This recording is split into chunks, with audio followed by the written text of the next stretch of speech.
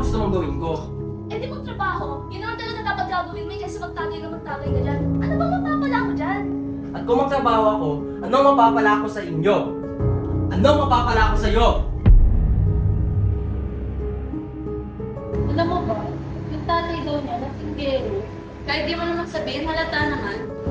Alam niyo naman siguro naririnig ko kayo, di ba? Hindi naman namin tinatago. Bakit? Anong gagawin mo? Pagkasumbos na nanay mo walang kwenta? Hindi mo nga mapagtanggol sa tatay mo? Kawawa ka naman. Ano nga bang kwenta mo? Para ka lang nanay mo, mahinang nilalang. Pasensya na ha. Nasa panganib tayo ngayon eh. Hindi ko man lang maibigay ang gusto mo.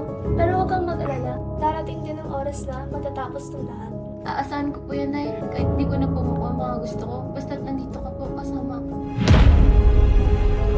Nay, huwag mo po ako iwan. Parang awa mo na po. Hindi ko po alam gagawin oras na mawala ka. Pasensya ka na, anak. Sana hindi sumama yung loob mo sa akin. Maging ayos ka lang po. Ay, ayos na po ako, Nay. At ano naman ang pinaggagawa mo dyan? Diba sabi ko bumili ka pa ng alak? Ako ang tatay mo at susundin mo ang lahat ng utos ko.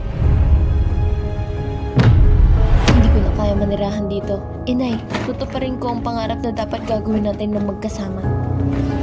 Anong iniisip mo, Emily? Sige, huwag ka na bumalik. Huwag ka na bumalik. Ano na kaya sunod ko na gagawin? Wala na si Inay. Kaya ako lang makakapag-asikaso sa sarili ko. Alas ka na ba? Huwag kang umupo dyan. Pagod ka na.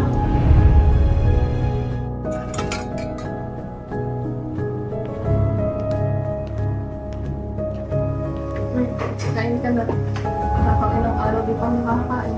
Mag-isa ka lang po. Oo. Iniwan ako ng kinakasama ko. Nagalit siya sa akin kasi hindi ko mabuhay-buhay ang anak namin.